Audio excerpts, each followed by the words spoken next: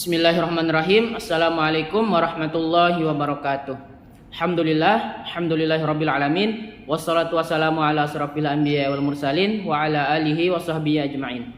Pertama-tama marilah kita panjatkan puji syukur kita kehadirat Allah Subhanahu wa taala yang telah memberikan kita berbagai limpahan nikmatnya sehingga kita dapat menyelesaikan tugas persamaan diferensial matkul semester 5.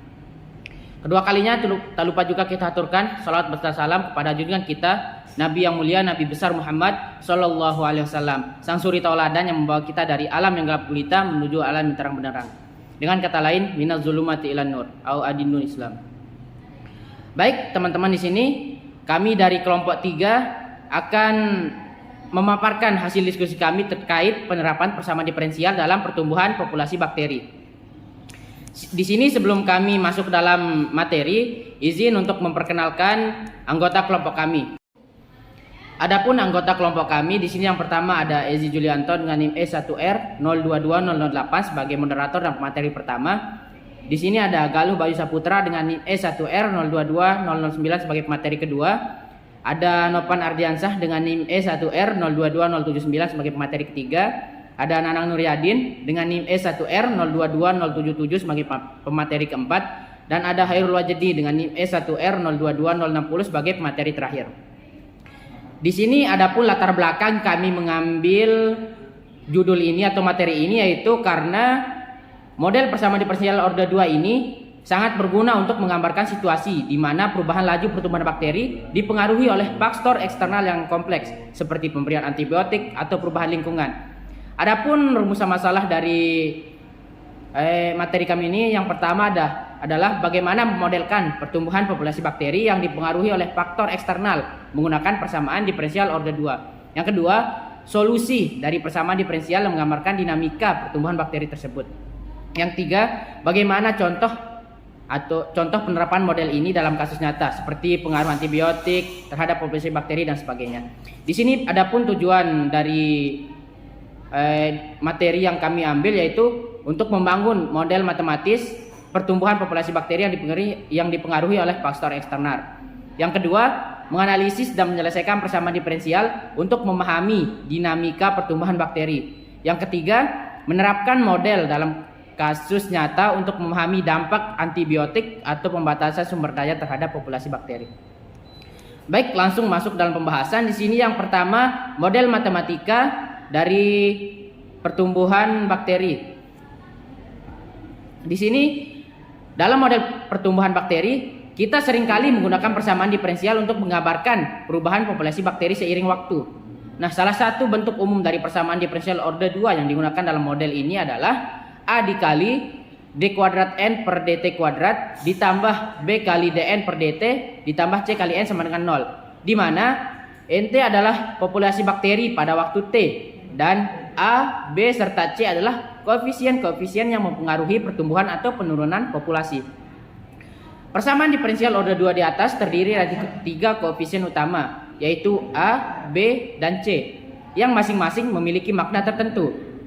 Berikut adalah penjelasan untuk setiap koefisien yang akan dijelaskan oleh saudara saya, yaitu saudara Galuh, pemateri kedua, kepadanya dipersilahkan. Untuk selanjutnya saya akan melanjutkan materi sebelumnya tadi terkait dengan makna dari koefisien dari A, B, dan C. Nah, untuk koefisien A ini mengalihkan turunan kedua dari fungsi NT yaitu D kuadrat N per DT kuadrat. Nah, di mana koefisien ini berhubungan dengan percepatan atau perubahan cepat dalam populasi bakteri. Nah, ketika koefisien A positif, ini dapat menunjukkan bahwa ada faktor yang mempercepat perubahan populasinya.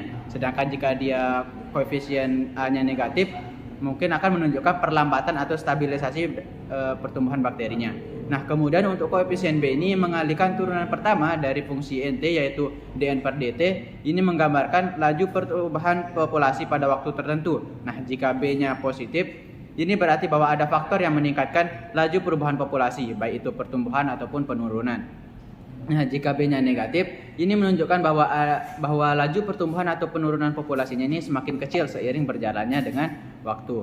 Nah, kemudian untuk koefisien C ini mengalihkan fungsi NT itu sendiri.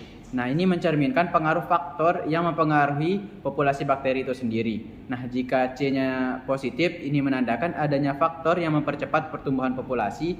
Nah, jika C-nya negatif, nah ini berarti ada faktor yang menghambat pertumbuhan atau menyebabkan penurunan jumlah bakteri, misalnya ini akibat antibiotik ataupun kekurangan dari sumber dayanya gitu. Nah, baik, selanjutnya saya serahkan kepada materi selanjutnya. Baik, saya akan melanjutkan materi dari Galuh. Di sini dalam soal cerita kita diberikan persamaan diferensial berikut yang menggambarkan dinamika populasi bakteri E. coli akibat pengaruh antibiotik.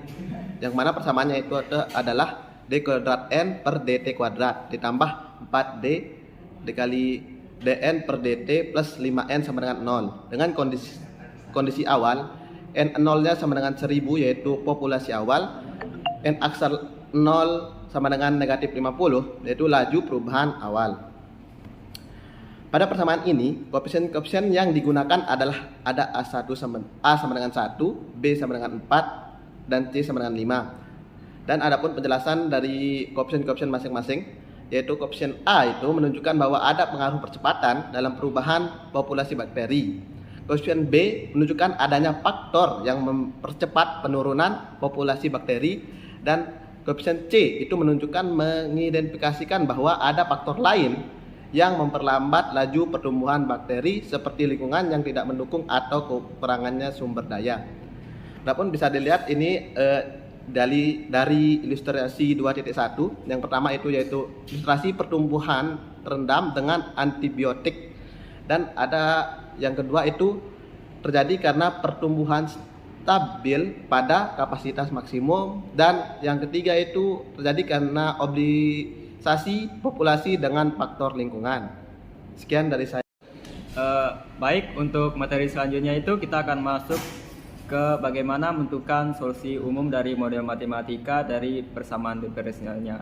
Nah, di sini untuk nilai diskriminannya yang lebih dari 0, maka jenis akar-akarnya itu akan berbentuk dua akar berbeda. Nah, untuk solusi umumnya sendiri itu NT sama dengan C1 E pangkat R1T plus C2 E pangkat R2T. Nah, selanjutnya untuk nilai diskriminannya D sama dengan 0. Maka jenis akar-akarnya itu akan berjenis dua akar kembar. Nah, untuk solusi umum homogennya sendiri yaitu NT sama dengan C1 plus C2T dikali E pangkat R kali T. Nah, untuk diskriminannya kurang dari 0, maka jenis-jenis akarnya itu akan berbentuk akar kompleks. Nah, untuk solusi umum homogennya sendiri itu NT sama dengan E pangkat alfa dikali T C1 cos beta T plus C2 sin beta T. Nah, selanjutnya kita akan masuk ke contoh soal atau kasusnya. Di sini misalkan kita memiliki populasi bakteri dari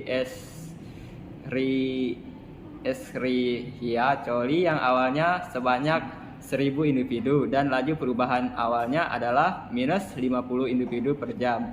Nah, populasi bakteri ini terpengaruh oleh antibiotik dan dinamika perubahan jumlah populasi dapat dimodelkan dengan persamaan diferensial. Nah, untuk model persamaan diferensialnya itu D double aksen N per dt kuadrat plus 4dn per dt plus 5n sama dengan 0. Nah, dengan kondisi awal untuk n0 nya itu sama dengan 1000 dan untuk n0 aksennya itu minus 50. Nah, di sini kita akan menentukan jumlah populasi bakteri NT pada waktu T. Nah, untuk penyelesaiannya sendiri yaitu kita akan menyelesaikan persamaan karakteristiknya itu dengan menggunakan persamaan bantu. Di sini kita peroleh R kuadrat plus 4R sama dengan 0. Di sini kita peroleh akar-akar kompleks yaitu R sama dengan minus 2 plus minus I. Nah, selanjutnya kita akan peroleh nih solusi umum dari persamaan diferensialnya itu NT sama dengan E pangkat min 2T C1 cos T plus C2 sin T.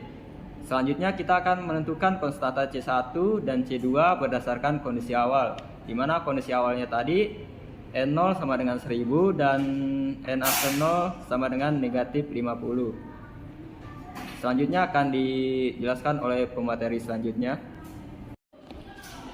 Nah, untuk yang selanjutnya kita akan mencari nilai C1 dan C2.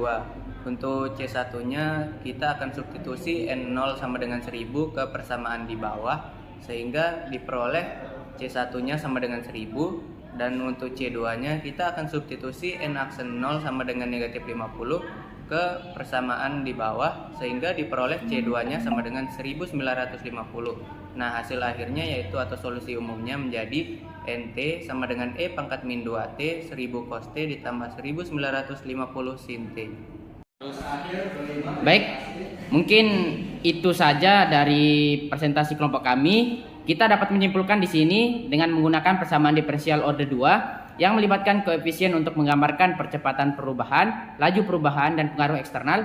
Kita dapat memprediksi perubahan jumlah bakteri dalam berbagai kondisi. Dalam contoh soal, kita menunjukkan bagaimana persamaan ini diterapkan untuk memodelkan pertumbuhan bakteri Escherichia coli yang terpengaruh antibiotik dan bagaimana kondisi awal digunakan untuk menentukan solusi spesifik dari model tersebut.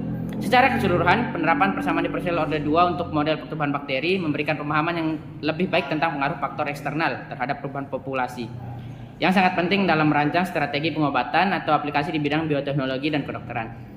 Mungkin sekian dari kelompok kami. Mohon maaf apabila ada banyak kekurangan dan kelebihan. Assalamualaikum warahmatullahi wabarakatuh.